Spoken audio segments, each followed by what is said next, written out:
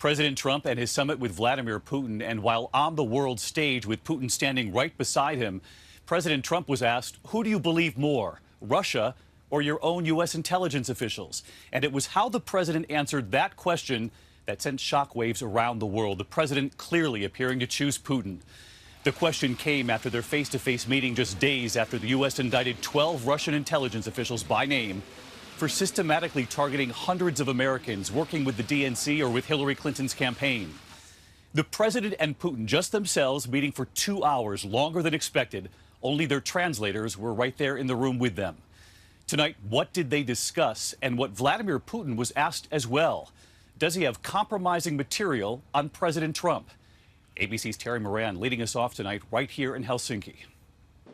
The summit, like no other, began like this. The two leaders approaching across a room, shaking hands, then photos, and President Trump smiles. Putin does not. As they began their one-on-one meeting, both seemed solemn at first, even a tad nervous. Then Putin leaning back at ease.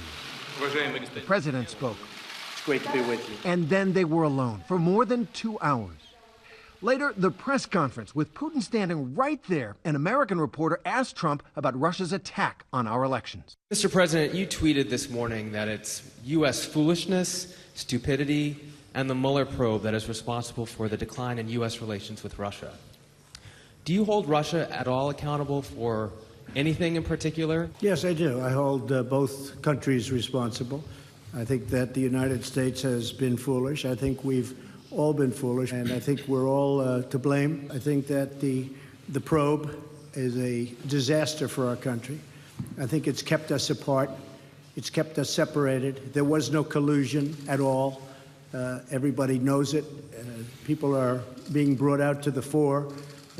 So far that I know, virtually none of it related to the campaign. The campaign, that's clearly what gets the president going. Any suggestion that Russia helped him win. We ran a brilliant campaign, and that's why I'm president. Then from Putin, asked why Americans should believe him when U.S. intelligence agencies hold him accountable, a classic Putin response. Who to believe, who not to believe, he said, and can you believe at all? You can't believe anyone. Where did you get this idea that President Trump trusts me and that I completely trust him? We should be guided by facts, he continued. Can you name a single fact that proves collusion? This is utter nonsense. As for the 12 members of his own government just indicted for attacking the 2016 election, Putin made an offer. Let Russian authorities question them. Special counsel Robert Mueller's team can come watch. We can allow them into the country, Putin said. They will be present at questioning. But he added a condition. Russia must be allowed to interrogate American intelligence agents. The president sounded delighted. What he did is an incredible offer.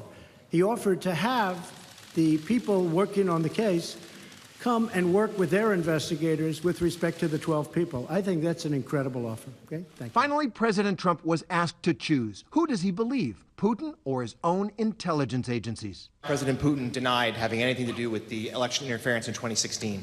Every U.S. intelligence agency has concluded that Russia did. Who do you believe? My people came to me, Dan Coates came to me, and some others. They said they think it's Russia. I have President Putin. He just said it's not Russia. I will say this, I don't see any reason why it would be. So I have great confidence in my intelligence people, but I will tell you that President Putin was extremely strong and powerful in his denial today. And Putin was asked point blank. President Putin, did you want President Trump to win the election? Yes, I did. Yes, Putin said. I wanted him to win because he was talking about the normalization of Russo-American relations. Finally, a question about blackmail. Does the Russian government have any compromising material on President Trump or his family?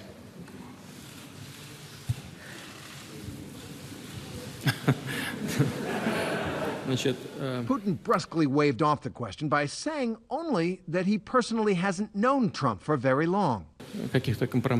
I heard about that we had allegedly collected compromising materials on Mr. Trump when he came to Moscow. Respected colleagues, when Mr. Trump came to Moscow, I didn't even know he was there.